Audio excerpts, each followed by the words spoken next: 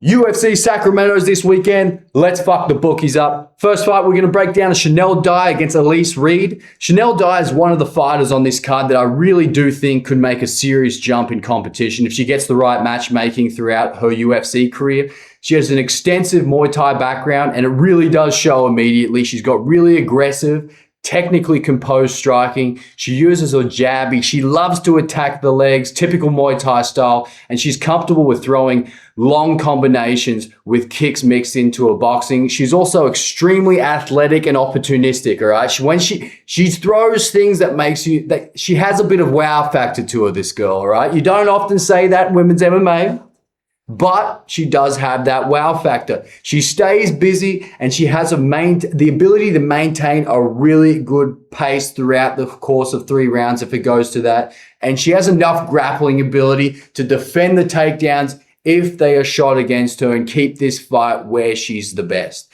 But I don't think that's going to fucking be necessary, all right? She's bigger, she's more powerful than Emmers Reed. She's just better in every facet of the game. Emmers Reed doesn't even average 1 takedown per 15 minutes, all right? And that's where she's going to have to take this if she wants success. Emmers Reed just doesn't have anything that's going to trouble Chanel Dyer. Chanel Dyer is going to piece this girl up, bink her up, put a bit of pepper on that face, and put her down within 2 rounds. All right, next fight on the card, we got Chatman Vs against Wesley Shultz. Both of these guys look like they're coming straight out of a hippie commune in Northern California. But, you know, they come from different communes. They're just having a bit of a fucking hippie war up there. And these are the 2 warriors they send out to the fight. This is like in Troy when Achilles went to fight Boagrius in the early parts of the movie. But anyways, this fight is incredibly simple from a stylistic perspective, right? Chatman Vs, he's the much bigger, he's the much more dangerous striker. At 6'4", he's extremely long for the division, and he does a good job of using that length. He'll kick at range, he'll work behind the jab. He loves to keep his opponents on the ends of his weapons. And the problem here is the fucking takedown defense. And that's basically the entire fight, all right? Wesley Shultz is a wrestler. First, second, and third round. He's got nothing else to his fucking game, all right? But he does have some pretty sneaky little crafty BJJ here and there. He can throw up a triangle off a bottom position and get the job done. He did that in his last fights. But, you know, once Wesley Shultz gets on top and is in top control, he does a very good job of controlling position and keeping the opponent occupied, all right? He has no impressive striking whatsoever, okay? He's a fucking BJJ cone smoker. He'd be smoking the Bilbos before the fight. He's just a bit fried in his approach, all right? This is just a classic example of style overriding the fucking individual skill set, all right? McVey is the better fighter when the fight is standing. Schultz the better fighter when the fight is fucking on the ground. So, you know, this one's a tough pick. I wouldn't bet on this one if fucking someone gave me money to do it. I'd be like, this is just pointless. This is a terrible fight, but you know what? Fuck it. I'm going to pick Wesley Shultz to win this one by a fucking crafty decision. All right, but I'm not really interested in this one. No one gives a fuck, but Wesley Shultz is the pick. All right, next fight, we got Gage Young against Stanley Dorsainville. Gage Young, record of 11-13, Dorsainville 5-0. Look, this is one of the more interesting fights on the prelims, all right? You have a decently experienced, well-rounded guy with Gage Young. You're going against an undefeated prospect who could bring something completely fucking different, all right? Young's biggest strength is that he doesn't need the fight to develop in one particular way, all right? He has many ways he can win. He can strike, he can wrestle, he can pressure, he can fight off the back foot. And if something isn't working, he's capable of changing the approach mid-round, which is very admirable, and it's a very good tool to have in your back pocket. His wrestling is particularly important here.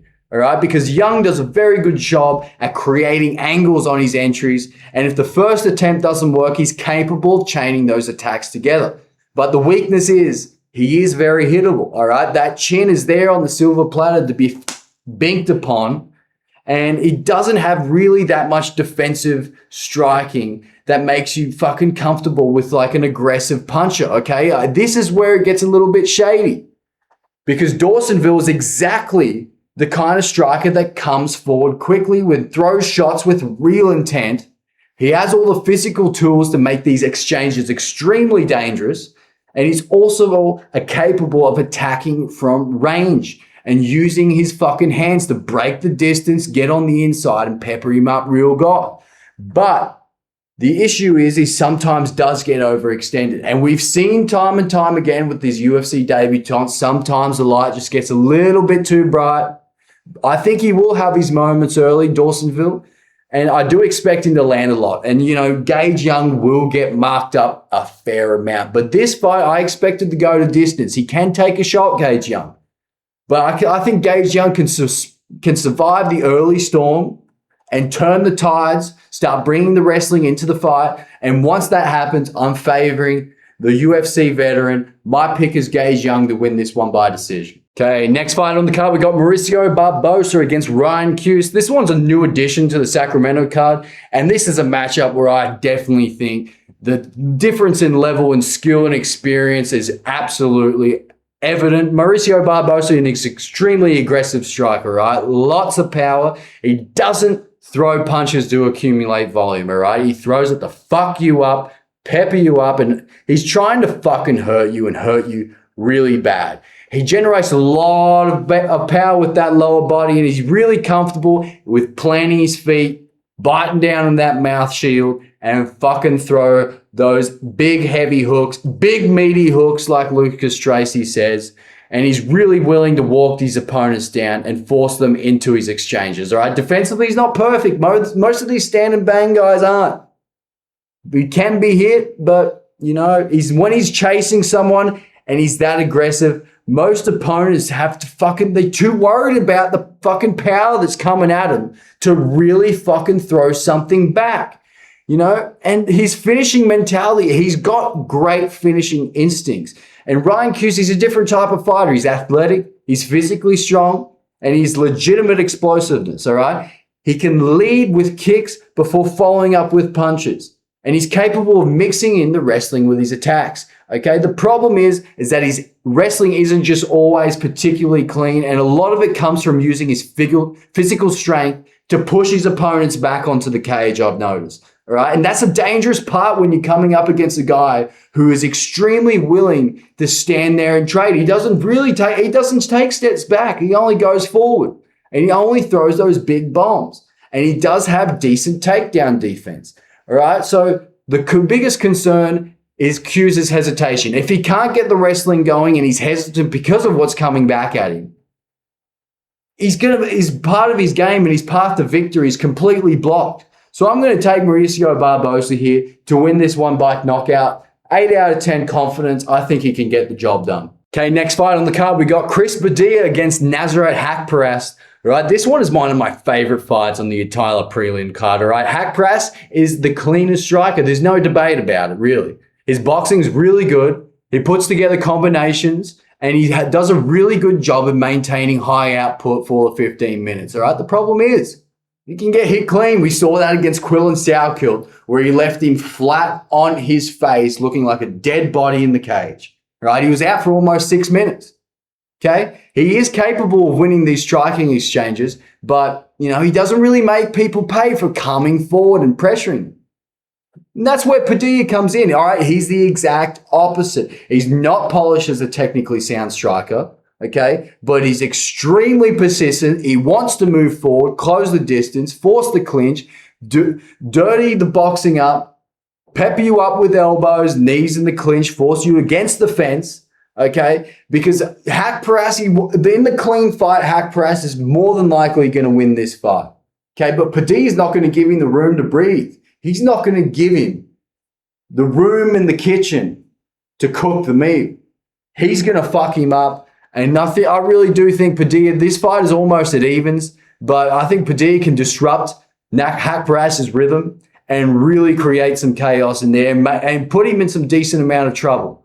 I don't know if he can put him out. We don't know how the flatline KO against Quillan Sauerkind has affected Haqparast. That was almost a year ago, but I am favoring Padilla to win this fight. I'm not sure how. It's either going to be a KO or decision, no submission, and I'll release my bets later in the week, but I'm fairly confident Chris Padilla can get the job done here. All right, next up, we got Shamil Brother Bloke Gaziev against Kennedy and Nzchekuwu. Shamil Gaziev, what a great ambassador for McDonald's. Just kidding. All right, Shamil Meal Deal Gaziev. Look, this is a fucking big heavyweight matchup. All right, you got a blob, a huge blob in the form of Shamil Gaziev.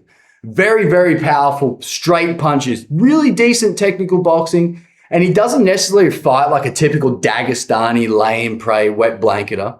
All right, he's a fucking striker. He likes to walk his opponents down. He uses his physical strength and he looks for those big combinations, and he can put people out with his straight punches, and they're fairly clean. The wrestling is there, but it's not his primary weapon. The biggest problem, as we can all probably tell, is his fucking cardio. This guy has about the same amount of cardio as a pack-a-day smoker walking up a flight of stairs, all right? He's puffed by the time he gets to the top. And he's coming up against Kennedy and Nzchekuwu. He's a very inconsistent fighter, all right? But the move up to heavyweight has given him a little bit of new life. He's long, he's powerful, and he's extremely dangerous from distance. He does have a fair amount of pop as well. When Kennedy commits, when he really commits to throwing those shots, he can put people out extremely quickly, all right? But the fact is, he does become a little bit hesitant when the wrestling comes into play especially, okay? But this makes it very difficult to predict who's going to win this fight, all right? If Kennedy can stay at range, the danger zone is in that first 2.5 minutes. Shamil Gaziev can beat anyone. He can beat fucking John Jones in the first 2.5 minutes. Nah, I'm fucking with you. But, you know, I really don't know. This one's a bit of a toss-up. I'm going to side with Kennedy. I think he can drag this one. If he can get this one to the later stages of round 2 and round 3, and Gaziev's been put out fucking cold in these last 2 fights this year, man. I mean, he's been getting pieced up left, right, and center. He got dropped, colded by Waldo Cortez Acosta, and he got peppered up really badly against Brando Pericic in May. That wasn't that long ago. That was in Perth. So is the fucking... we don't know where he's going to be at. He's fucking... I can't... This was so tough to pick, but I'm going to pick Kennedy and Nzchekuwu to win this fight by knockout. I can't pick Shamil Gaziev with the known cardio issues, with the fact that he's been knocked out twice in the last 6 months. It's just not looking good for him. But Kennedy and Nzchekuwu to win this fight by knockout is the play. Next up, we got Jamal Emmers versus Larian Douglas. Jamal Emmers, 22-8. Larian Douglas, 14-5. All right, this is where the competition starts getting a little bit more interesting, all right? Jamal Emmers, he's one of those fighters who doesn't receive enough credit because his UFC record just doesn't tell the whole story, all right? He's a great wrestler. He's got strong defensive wrestling, and he's also developed into a pretty dangerous striker, all right? He's also pretty good at changing the levels of his attack, okay? If opponents start worrying about the punches, he can shoot. He can fucking mix it up and really confuse his opponents, okay? But Larian Douglas is by far and away the more exciting prospect, all right? He's athletic. He's powerful. He's got dynamite in his fists. He has the WMDs in his fist that George Bush lied about in Iraq, okay? He was the WMD that they should have found in Saddam Hussein's basement, okay? He can kick at range. He can close the distance with punches, and he fucking does really good job at changing his levels for his takedowns, okay? But you can question all you want. The quality of the opposition, bro. It's just ads. He's beating up cans. Who gives a fuck? He's putting them out cold. And Emmers has been knocked out before, okay? His fucking durability is shot to bits, but his only way to fucking make this any kind of a competitive fight is to make this ugly. Spend long periods against the fence, hugging him, doing a good old hug fest like Islam Makhachev in round 5 against Ian Gary. But Douglas is going to find his way to get off the fence, create a little bit of space, and put that fucking WMD right on Emmers' chins and knock him out cold. It's going to be first round, early second round at the latest.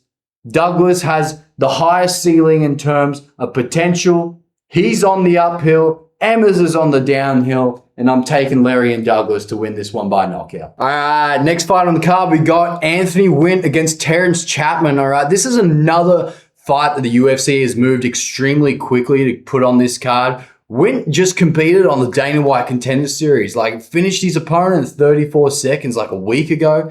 All right, usually that fucking quick turnaround for a UFC debut would make me a little bit nervous, but he didn't take any damage whatsoever. He's a type of heavyweight who can completely change a fight with one exchange. He showed that in the Dana White Contender Series fight. He's huge, he's explosive, he's extremely aggressive. He's a former football player, but what has impressed me the most is that there's a little bit of structure behind the aggression. He's not just simply wading forward, throwing wild punches, hoping that something's landed. He's very good at closing the distance quickly, changing levels and getting opponents to the floor. And he's absolutely huge. He's big, he's muscular. He has a lot of strength to maintain position, to unload lethal ground and pound. Chapman is more of the technical striker. He's a fucking blob though. The photos that I've seen of this guy, you push him on the flat, he'd fucking roll. Okay? He's a trained striker with reasonable fundamentals, and he's capable of putting together some combinations rather than relying on simple raw athleticism. Okay, but he's a little bit more mobile than you initially expect. He looks like a ploddy plodster with lead in his feet, if you ask me. But, you know, the problem of the heavyweight division is extremely unforgiving. Okay, one shot changes it all. You can have good technique, but you can still be overwhelmed if you can't fucking get out of the way of the power. And that's my concern with Chapman. You know, Wint, he's faster, he's stronger, he's more explosive, he's the better athlete. He looks like the athlete. He looks like he's been sticking needles in his ass and lifting weights since he was 6 months old. Okay? I'm going to take Anthony Wint. I'm going to take him to win by knockout. Around 6 out of 10 confidence. Because of the debut, we don't know how it's going to act. It's heavyweights, blobs. It's unpredictable. But I'm going to take Anthony Wint. Next up, we got Carly Judice against Jessler Chaves. You know what they say, the bigger the dikes, the better the fights, but I don't know if that applies here, but we're going to roll with it. All right, Carly Judice, she's one of those fighters where she's a very aggressive striker who likes the work in the combination and maintain an extremely high pace, all right? But she doesn't just throw the punches either. She loves the work in those kicks. She changes the targets very, very quickly, moving up and down the body. But her problem is the decision-making, the fight IQ isn't quite there yet. She's still young in her UFC career. We've seen a lot of situations where she's clearly winning the striking exchanges. She's piecing them up. And then all of a sudden, she decides to shoot a takedown, all right? It's not necessarily in her best interest to do that. And when you're coming up against someone like Chaves, that's a little bit dangerous, all right? Chaves is extremely aggressive. She's physical, and she's really willing to bite down on that mouthpiece and throw down. She'll switch stances. She's got attacks with elbows, works in the knees, in the clinch, and throws heavy ground and pound when she gets in the top position, which could be problematic if Judice decides to throw in a shitty takedown. Okay, the cleaner fighter is Judice. The more aggressive fighter is Chaves. Can Judice play the matador on the back foot, holding up the red flag, and just have her come in and just piece her up on the counters? I do, and I expect most of this fight to take place on the feet. I think we might see a little bit of growth in the fight IQ from Carly Judice. I'm going to take Carly Judice to win this fight by decision. All right, next up, we got Markel Mederos against Mason Jones. All right, Mederos, he's the clean fighter. He's the athletic fighter. He's technically sharp, and he's very comfortable with putting those combinations together. Okay, he's also not helpless on the ground. He has legitimate takedowns and takedown defense and submission ability. But look, man, he's coming up against an absolute, one of the biggest marauders in the UFC, okay? He's a difficult day out for any technical striker, right? Constant pressure is his fucking game, okay? He isn't interested in going tit for tat, clean boxing match on the outside foot position battle. Nah, fuck all that shit. He's coming forward and he's going to look you take your fucking head off, all right? He's going to make this extremely ugly. He's going to force Mederos to fight at a pace that is almost unsustainable for his game, okay? Jones also has excellent defensive wrestling, and he does have enough offensive wrestling to make Mederos think about the level changes, to put that idea in his head. Confuse him a little, make him a little bit unsure about what's coming. okay? But the important thing, if Mederos can simply prevent the ugliness from happening, can he prevent the dogfight? I really don't think so, all right? Mason Jones is elite at turning the fucking technical striker into absolute mush. He's going to beat the fuck out of this guy. And there is going to come a time when Mason Jones' durability, as good as it is now, due to the way he fights, is going to absolutely crumble and his chin's going to turn to dust. But I don't think it's going to be this fight. Give me Mason Jones. I think he can work a decision here. Mikel Mederos is going to be tough enough and crafty enough to make it to the final bell. But Mason Jones is really going to put a decent beating on him. We saw that generational fight against Axel Soler at UFC London. I don't think it's going to be at that level. Who knows? It might be. Mikel Mederos is no slouch, but I like Mason Jones here. As long as his durability keeps on holding up, he's a fucking tough out for anyone in this division. Give me Mason Jones to win by decision. All right, next fight, we got Reinier de Ridder against Roman Dolidze. All right, this is one of the more intriguing fights on the card because both of these fighters are coming to light heavyweight, trying to reset their career. Okay, RDR, he's always been an extremely dangerous and good grappler, okay? He's tall, he's strong, he's extremely comfortable with using his length to create submission opportunities. He's striking, I don't really rate it too highly particularly, but there is a little bit of power in there. He does have a little bit of thud. And he's also capable. He does throw really interesting, unusual, unorthodox attacks, okay? And he does have a little bit of a crafty jumping knee in there. The move to lightweight, it makes a lot of sense physically for him. He did go on a bit of a activity run in, late 2024, 2025, and those weight cuts really started to mount up. After the Robert Whittaker 5-round war, he came up against Brendan Allen, and he just didn't have it in him anymore, I don't think. And then he fought Caio Borralho, where he, a bit of a anticlimactic, wasn't really too much happening, 30-27. And, he's coming up against Roman Dolidze. Roman Dolidze is extremely dangerous when he actually chooses the grapple, but he rarely fucking uses it. We've seen him absolutely dismantle people when it hits the mat. Okay, but that's also the frustrating part of his game. He sometimes has the opportunity to grapple, but he just decides to stand and trade. I don't fucking understand it. And that is dangerous against de Ridder. Okay, Roman does have serious power. But when he's overly focused on finding the knockout, he's not necessarily too effective. And a crafty guy like RDR, who's been in there with some pretty high-level guys, this could get a little bit shady. And we've also seen his output and effectiveness decline severely as fights go deeper. And he did take a bit of a beating against Christian Leroy Duncan. Okay, that's where I think de Ridder has the advantage, okay? I expect him to manage the distance and make Roman work. He's going to drag him down to the mat. I don't think Reinier de Ridder can sub him. I just don't think so. He only is subbed Kevin Holland in the UFC, okay? He is a high-level grappler, but against these ranked opponents, it's really not going to translate as highly, especially not with Roman Dolidze. Roman Dolidze is an elite world-class level grappler. Okay, yes, he did get subbed by Fluffy Hernandez, but he had a back injury that he had to get surgery on, and he went into that fight hurt. Okay, and that's fucking Fluffy Hernandez. When Fluffy Hernandez is walking you down, pushing that relentless pace, that was more a case of Roman Dolidze breaking under the cardio than actually getting a submission loss. Okay, and that was his only submission loss throughout his career. So I think Reinier de Ridder can craft it up a little bit here on the feet. He can stay a little bit of range, work in a bit of judo to get him to the ground, a bit of wrestling, and just really try and control him. There's going to be a few submission attempts, but I don't think any of them are going to land. Give me Reinier to win this one by decision.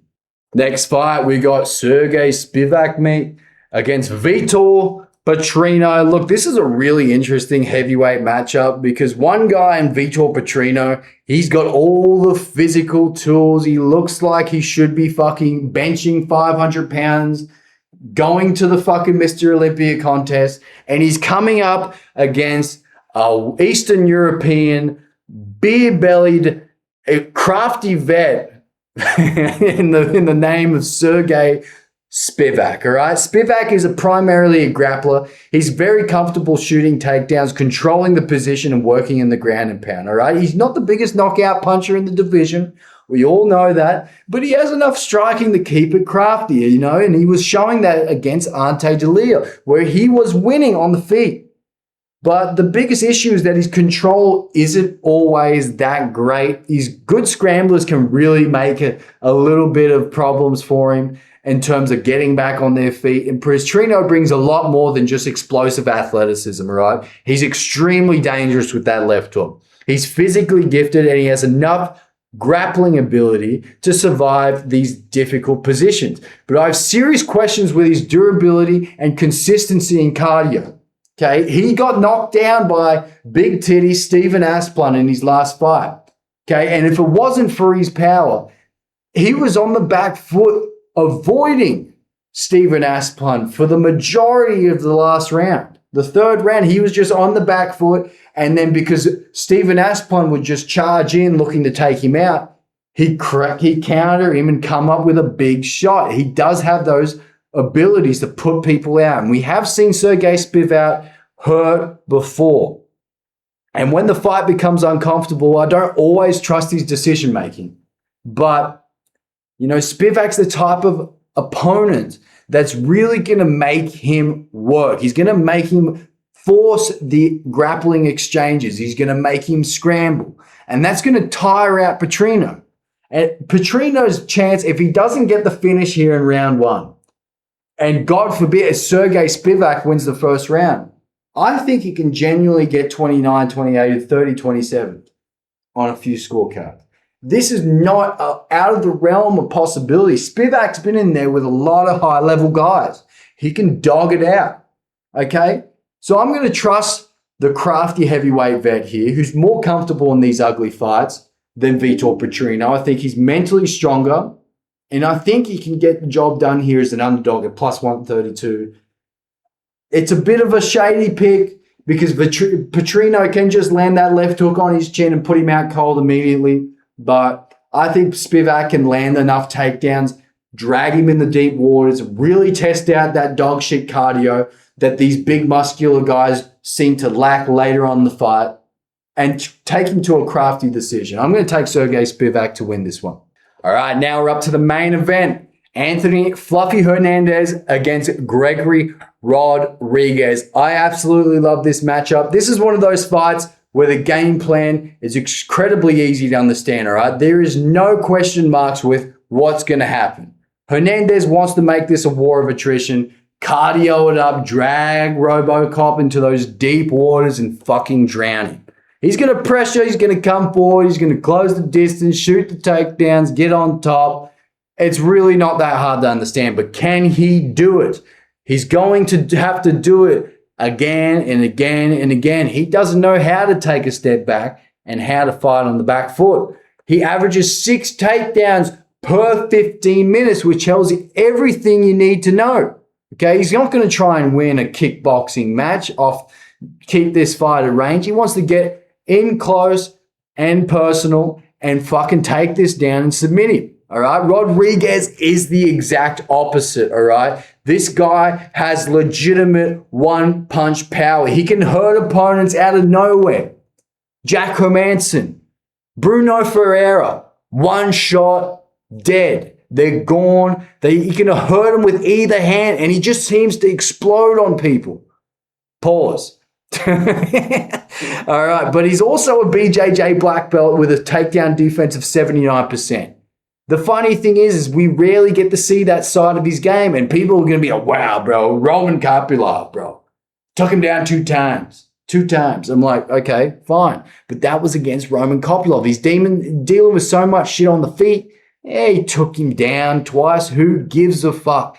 You know, Fluffy Hernandez, his control isn't all that great. He's going to take you down time and time again, and he's only got one gear, and that's forward. And I think Rodrigues can catch him on the chin here. I really do. He got a little bit exposed against Sean Strickland. He wasn't able to implement his game. And when, he's got that soft body. Gregory Rodrigues has got a lethal body kick. He can kick him to that liver, pepper it up, bruise him up a little bit. But he does struggle, old RoboCop, once those fights get dragged into the 3rd, 4th, and 5th rounds. And we saw that against Jared Cannonier where he got knocked out in the 4th. Okay? But I think Gregory Rodrigues can stuff those takedowns and catch him with that fucking lethal shot. There's just something in me that I can see Fluffy Hernandez lying on the floor unconscious. You know, and a lot of these guys, after they go on some serious winning streaks like Fluffy, they lose, and they lose particularly badly in that first loss they have had in the like 4, 5, 6 years, however long it was. They tend to go on a 2-fight losing skid. And I can see it. He can absorb punishment, old Hernandez, but it's not against, like, you know, Sean Strickland is knocking this guy out. He's hurting him bad. And Sean Strickland's, he's a fucking jab and teep specialist. He's a decision master of the deep water. So I really can see Gregory Rodrigues landing a big shot in the 2nd round here. I'm going to take Gregory Rodrigues by 2nd round knockout. Okay, if it goes any further, done deal, bro. Done deal. Hernandez is going to win this fight easy. But those first 2 rounds, they're going to be shady. There's going to be some problems. And can I see Hernandez avoiding that big shot for 10 minutes? No, I just can't. I can't see him not getting hit clean with a big shot at least once. He's not that crafty of a striker. He's just not. He's a wrestler. He's a come-forward man. I can't see him avoiding that big one. So, Gregory Rodrigues to win this one by knockout is the pick. All right, guys, that's the end of the video. I hope you enjoyed the breakdown. Like, comment, subscribe, do all that shit. I'll see you next time.